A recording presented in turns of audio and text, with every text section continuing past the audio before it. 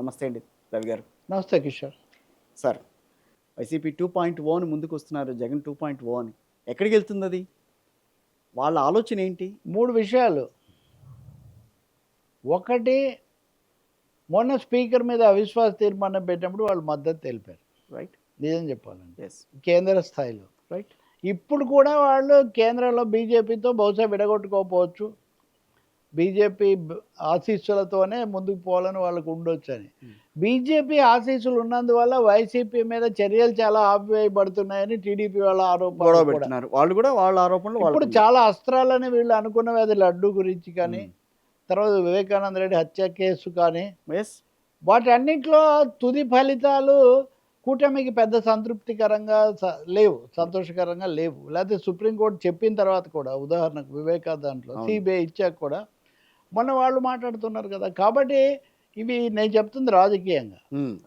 ఇంకా సంస్థాగతంగా కనుక మీరు తీసుకుంటే, వాళ్ళు మాకు 18 లక్షల మంది సైన్యాన్ని మేము ఏర్పాటు చేశాము, అంతకుముందు మేము యంత్రాంగాన్ని ఏర్పాటు చేసుకోవడంలో దెబ్బతిన్నాం కాబట్టి స్థానికంగా 7 కమిటీలు పెడతాము. 7 కమిటీల్లో కనీసం ఇంతమంది ఉన్నా మొత్తం మీద రాష్ట్రంలో ఓ 18 లక్షల సైన్యంతో మేము వెళ్తాము అన్నది వాళ్ళకు ఒక వైఎస్ఆర్ కాంగ్రెస్ దీనిగా ఉంది. ఎందుకో ఒక ధీమా మేము వచ్చేస్తున్నాం అన్న పద్ధతిలో ఇంకా ప్రమాణ స్వీకారం. ఏమనిపిస్తుంది? పోనీ వాళ్ళు వస్తామని వాళ్ళు చాలా తొందరగా తీర్పు జోస్యం చెప్పడం అనవసరం. బట్ వాళ్ళు వెళ్తున్న వే కరెక్ట్. ఇంకా చాలా వాళ్ళు ఇంకా చాలా వాళ్ళు కూడా కొంత ఆత్మవిమర్శ చేసుకోవాల్సిన అవసరం ఉంది. 154 నుంచి 11కి 151 నుంచి ఓ 140 స్థానాలు ఎందుకు పోగొట్టుకున్నాము, ఎక్కడెక్కడ పొరపాట్లు జరిగేవి చక్కదిద్దుకోవాలి. ఒకటైతే నేను కార్యకర్తలకు దూరం అయ్యాను, ఇప్పుడు అలా కాను అనేది అదొకటి జగన్మోహన్ రెడ్డి. అది వాళ్ళ పార్టీకి సంబంధించింది, పాలనకు సంబంధించింది.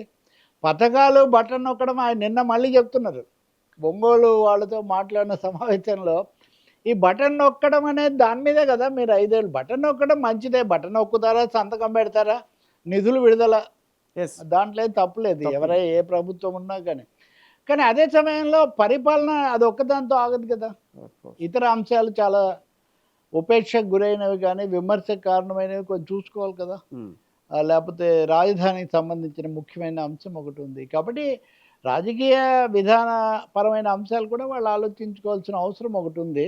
మూడవది, దూరమైన వాళ్ళని ఎవరో కొంతమంది దూరమై ఉండాలి కదా. ఈవీఎంల వల్ల ఓడిపోయామని వాళ్ళు నమ్ముతున్నారు. అలా కాదు. రవి గారు నమ్ముతారా నమ్మరా ఆ విషయంలో? అది కూడా కారణము. ఎన్నికల్లో అవకతవకలు దేశం చాలా చోట్ల ఉంది. ఆంధ్రప్రదేశ్లో కూడా కొన్ని ఫిర్యాదులు ఉండొచ్చు. కానీ వాళ్ళు సహజంగా ఓడిపోలేదు, కేవలం ఈవీఎంల వల్లే ఓడిపోయారని చెప్పడం అంటే ప్రజల తీర్పును తక్కువ చేయడం అవుతుంది. నేను మీకు ఏది నా ఊహాగానాలతో చెప్పను కిషోర్. జగన్మోహన్ రెడ్డి స్వయంగా ఏం చెప్పారు వాళ్ళ పార్టీ శాసనసభ్యుల సమావేశాల్లో? కనీసం 70 మంది ఎమ్మెల్యేల మీద అసంతృప్తి ఉంది చెప్పారు, నా మీద అసంతృప్తి ఉంది, కానీ మీ మీద అసంతృప్తి ఉందని ఎన్నిసార్లు చెప్పారు ఆయన? ఈ అసంతృప్తి ఓట్ల రూపంలో కనపడదా? ఓకే. ఇప్పుడు మార్జినల్ చేంజ్కు కొన్ని చోట్ల ఏమైనా అవకతవకలు జరిగాయి మీరు అని ఏదైనా ఆరోపణ చేస్తే వేరే విషయం, కానీ అసలు గజం మిథ్య, పలాయనం మిథ్య, ఎన్నికలు మిథ్య, వాళ్ళు ఓట్లు వేయడం అంటే అది కుదిరే కథ కాదు.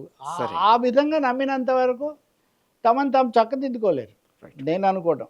ఖచ్చితంగా చాలా దేశంలో చాలా రాష్ట్రాల్లో ఫ్రీ. ఆ మాటకు వస్తే జగన్మోహన్ రెడ్డి గెలిచినప్పుడు చంద్రబాబు నాయుడు కేసు వేసారు సుప్రీంకోర్టులో ఈవీఎంల మీద. సో మీరు ఓడిపోతే నేను కేసేస్తాను, నేను ఓడిపోతే మీరు కేసేస్తారంటే మధ్యలో ఈ కోట్ల మంది ప్రజలేమవ్వాలి? ఇప్పటికి కూడా మీకు 40% ఓట్లు వచ్చాయి కదా. మీరు 2 ఆర్గ్యుమెంట్స్ చేస్తున్నారు. ఒకవైపున 40% మంది ఓట్లేర్లు ఇప్పటికీ మాతో ఉన్నారు, మేము బలమైన పార్టీ అని చెప్తున్నారు. రెండో వైపున ఈవీఎంలతో మాయ జరిగింది అంటున్నారు. సో మాయ ఏం జరిగినా 40% ఓట్లకు అవతలు జరిగి ఉండాలి. ఈ 40% ఓట్లు న్యాయంగా వచ్చినవే అనుకోవాలి మీ వాదన ప్రకారం కూడా. అందువల్ల అది ఒక అంశము, ఒక రాజకీయ అంశము, చర్చనీయాంశము తప్ప. కాకపోతే మొన్న లోక్సభలో వాళ్ళు బ్యాలెట్ పేపర్తో ఎన్నిక జరపాలని అడిగారు. అవును, ఈవీఎంలు ఉంటే పొరపాటు జరుగుతుంది కాబట్టి బ్యాలెట్ పేపర్తో జరపాలన్నారు. సుప్రీంకోర్టు అయితే బళ్ళగుద్ది చెప్పేసింది, బ్యాలెట్ పేపర్ అప్పుడు చాలా అక్రమాలు జరిగేవి, నీళ్లు పోయడం దగ్గర నుంచి, అగ్గిపుల్లలు గీయడం దగ్గర నుంచి, అలాగే బావిలో పడేయటం. ఇప్పుడు అవి కొన్ని చక్కదిద్దబడ్డాయి, దీన్ని ఎలా సంస్కరించాలో చూద్దామని వాళ్ళు అంటున్నారు. ఎన్నికల కమిషనర్ మీదే పార్లమెంట్లో అభిశంసన తీర్మానం పెట్టారు, ఎస్, తొలగించాలి అని. తొలగించాలి అని చెప్పి. తొలగించాలి అని. అవును. ఇప్పుడు 5 రాష్ట్రాల ఎన్నికల ఫలితాలు ఎలా ఉంటాయో మనం చూడాలి, కానీ ఉమ్, అందుకని ఖచ్చితంగా ఎన్నికల వ్యవస్థ ప్రక్షాళన, ఉమ్, ఫిర్యాదుల గురించి ఆలోచన. ఈ మధ్య పరకాల ప్రభాకర్ మీరు కూడా ఇంటర్వ్యూ అవును. చేసినట్టున్నారు కదా. ఉమ్, పరకాల ప్రభాకర్ ఉదాహరణకు రాత్రి ఒక్క పూట మటుకే 12% 17% ఎలా జరిగింది అని ఆయన కొన్ని ప్రశ్నలు వేస్తున్నారు, వాళ్ళు ఇచ్చిన లెక్కలు బట్టి. అవును. వాటన్నిటికీ ఎన్నికల కమిషన్ తప్పకుండా సమాధానం ఇవ్వాల్సిందే. ఉమ్, అది పై ఫ్యాక్టర్ కావచ్చు, Yes, బట్ correct. మిగిలింది కూడా చాలా ఉంది కదా. ఉమ్, అంటే ఇప్పుడు ఒకటి నేను మిమ్మల్ని ఎదురు ప్రశ్న వేస్తాను, ఉమ్, ఇంకా ఈవీఎంలతో ఓడిపోయాం కాబట్టి మేము ఇంకేం ఆలోచించనక్కర్లేదని వైసీపీ అనుకుంటే అదేమన్నా సరైనది అవుతుందా? కాదు కదా, అవ్వదు కదా. అవ్వదు కదా. కాబట్టి సంస్థాగతంగా ఎక్కడ తప్పులు జరిగినాయి, సంస్థాగతంగా, పాలనా పాలనా పరంగా, పరంగా వ్యక్తిగతంగా ఎక్కడ జరిగాయి, ఎక్కడ ఉపేక్ష వచ్చింది? అందుకే కదండి జిల్లాల వారీగా ఆయన సమీక్షలు జరుపుకుంటున్నారు. జిల్లాల వారీగా ఇప్పుడు ఉదాహరణకు నిన్న ఒంగోలుతో జరిపారు. ఉమ్, ఏం చేశారు? ముఖ్యంగా బాలినేని శ్రీనివాసరెడ్డి తిరిగి వచ్చినా తీసుకునే ఛాన్స్ లేదు. ఇదిగో ఆయన ఎవరు ఎలమర్తే ఎవరు ఆ రవి, ఉమ్, చుండూరు రవి. చుండూరు రవి అని ఆయన ఉంటాడని ఆయన ఒక సంకేతం ఇచ్చాడు. ఉమ్, తద్వారా ఎవరైనా గతంలో వెళ్ళిపోయిన వాళ్ళు వచ్చుతాము అనుకుంటే అంత తేలిగ్గా నేనేం రానివ్వను. ఓకే. కష్టకాలంలో పార్టీని వదిలిపెట్టిన వాళ్ళకు మళ్ళీ పునఃప్రవేశం, రీఎంట్రీ లేనే లేదు, డోర్స్ ఆర్ క్లోజ్డ్ అనే ఒక మెసేజ్ ఇచ్చారు. ఉమ్, సో జగన్ దృష్టి ఎక్కువ భాగం తమ పార్టీని, తమ అభ్యర్థులను, రైట్. దాని మీద ఆయన ఎక్కువగా ఉంది. ఉమ్, పబ్లిక్ రీచ్ కూడా పెరగాల్సిన అవసరం. అబ్బా అయితే పాదయాత్రకు వెళ్తాను, అప్పుడు ఇవన్నీ తెలుసుకుంటాను అంటున్నారు కాబట్టి. ఉమ్, కానీ ఒకటి కదా, జగన్ చీఫ్ మినిస్టర్ కాకముందు పాదయాత్ర వేరు, ఉమ్, ఒక 5 ఏళ్ళు పాలించిన తర్వాత ఇప్పుడు అసెంబ్లీకి పోవడం అది పక్కన పెడదాం, 5 తర్వాత ఈ పాదయాత్ర వేరు. ఉమ్, కాబట్టి మరింత లోతుగా ఆలోచించాల్సి ఉంటుంది. రైట్. సింపుల్ ఆ బటన్ ఒక్కటే ఇంకా చాలదు. సో అయితే ఇంకొంచెం గట్టిగా ఆలోచించే ఆలోచించాలి, నిర్ణయం తీసుకోవాలి, చక్కదిద్దుకోవాలి. చక్కదిద్దుకోవాలి. All is well. అంతా ఈ అన్నిటికీ ఈవీఎం సర్వరోగ అకాల మృత్యుహరణం, సర్వరోగ నివారణం అన్నట్టుగా ఈవీఎం అన్ని ఈవీఎం మీద పెట్టేస్తున్నారు అని అంటే. తిట్టుకుంటూ కూర్చుంటే ఉమ్, అది సాధ్యం అయ్యేది కాదు, అది మారేది కూడా కాదు. Right. More or less we have come to stay.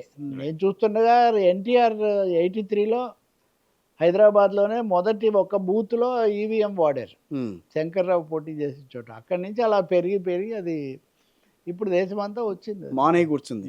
ఉమ్. సరే. ఏ కదా, ఒకవైపు అంతే కదా. టెక్నాలజీ ఇటువైపు పోతుంటే మనం వెనక్కి వెళ్ళాం కదా. అమెరికా అంటారా, అమెరికా వాడికి ఏదైనా చెల్లుతుంది. వాడు కొన్ని చోట్ల ఇప్పటికీ బ్యాలెట్ వాడతాడు, వాడు ఇజ్రాయెల్ మీద బాంబులు వేస్తాడు, ఉమ్, ఉన్న ఫలానా కిషోర్ను వాడు ఎత్తుకొని పోతాడు. అదే అమెరికా న్యాయం. అది correct. Right sir, thank you very much అండి. రైట్.